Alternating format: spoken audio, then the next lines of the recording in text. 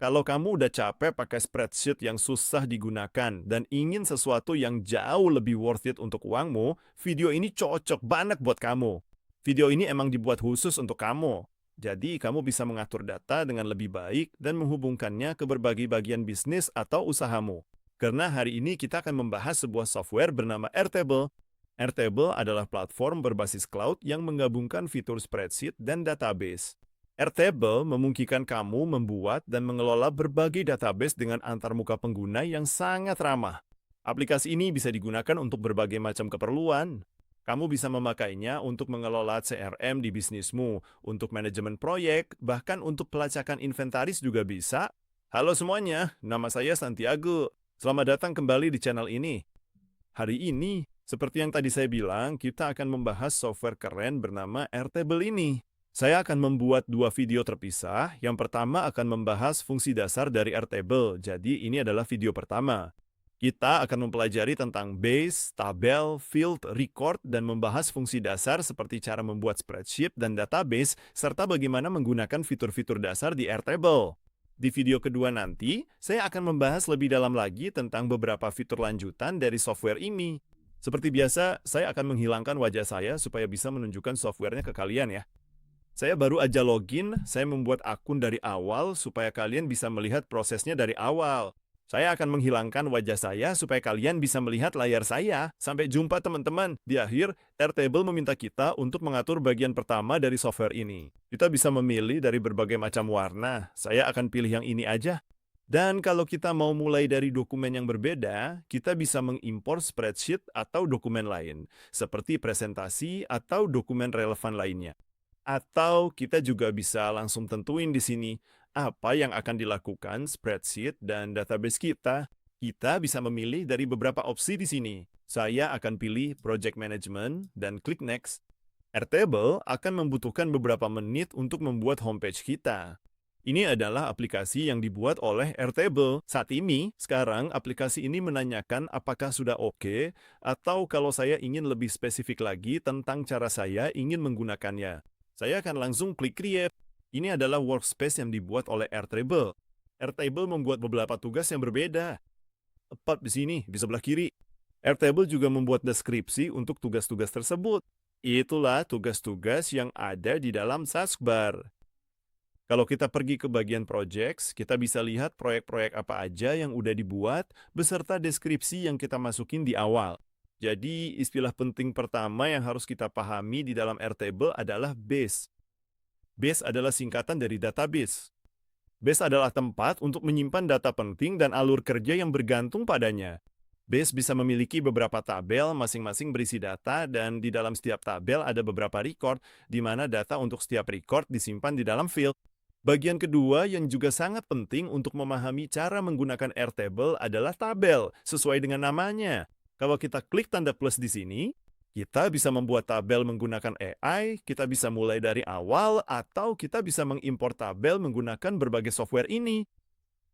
Misalnya, saya ingin mengimpor satu tabel menggunakan file dari komputer saya, jadi saya sudah memilih dokumen Excel ini. Saya akan mengunggahnya. Kita bisa membuat tabel baru, atau kita bisa menambahkannya ke field-field ini. Saya akan membuat tabel baru. Klik berikut ya. Dan inilah tabel yang saya impor menggunakan dokumen Excel yang ada di komputer saya.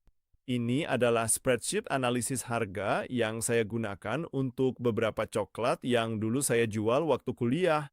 Di bagian atas, kamu bisa lihat ini adalah tab field.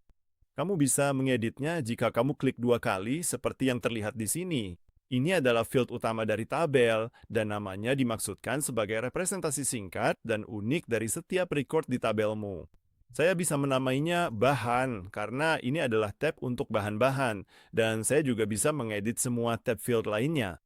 Beberapa di antaranya udah punya nama yang diimpor dari file Excel, beberapa lainnya tidak karena memang tidak punya nama dari awal. Sebagai permulaan, kamu bisa lebih lanjut mengedit spreadsheet dan databasemu. Kamu bisa menyembunyikan field tertentu menggunakan alat di sebelah kanan ini. Kamu bisa misalnya menyembunyikan field ini. Kamu lihat, fieldnya menghilang, jadi semuanya bergeser ke kiri dan saya bisa menampilkannya lagi. Saya bisa memfilter berbagai field menggunakan kondisi tertentu. Saat ini saya belum punya kondisi apapun, tapi saya bisa misalnya menambahkan kondisi pada bahan-bahan. Jadi, field pertama berisi nilai tertentu, ini bisa berupa angka atau sekumpulan huruf berbeda, agar software bisa memfilter field tersebut. Kamu bisa mengelompokkan mereka. Misalnya, jika saya ingin mengelompokkan field kedua ini, saya bisa mengkliknya dan semua nilainya akan dikelompokkan. Kamu bisa mengaturnya dari yang pertama ke terakhir atau dari yang terakhir ke pertama. Istilah penting lain yang perlu kita pahami adalah record. Record adalah item individual dalam sebuah tabel. Mereka adalah unit data dasar yang diambil ke berbagai tampilan dan antarmuka. Mereka berisi data spesifik seperti informasi tentang seorang karyawan tertentu atau sebuah produk dan sebagainya. Jadi pada dasarnya begini cara kamu membuat sebuah base, kamu bisa mengimpornya atau kamu bisa membuatnya dari awal. Jika kamu klik di sini pada opsi ini, kamu bisa membuat berbagai bagian berbeda di dalam proyek yang sedang kamu kerjakan. Dan terakhir, kamu bisa memilih untuk mengubah cara kamu melihat spreadsheet atau databasemu. Kamu bisa melihatnya dalam tampilan grid atau tampilan form. Saya baru aja membuat tampilan form baru menggunakan opsi ini di sini yang bertuliskan "Buat baru". Kamu bisa membuat sebuah form, dan ini akan menampilkan informasi yang aku punya di tampilan grid ini.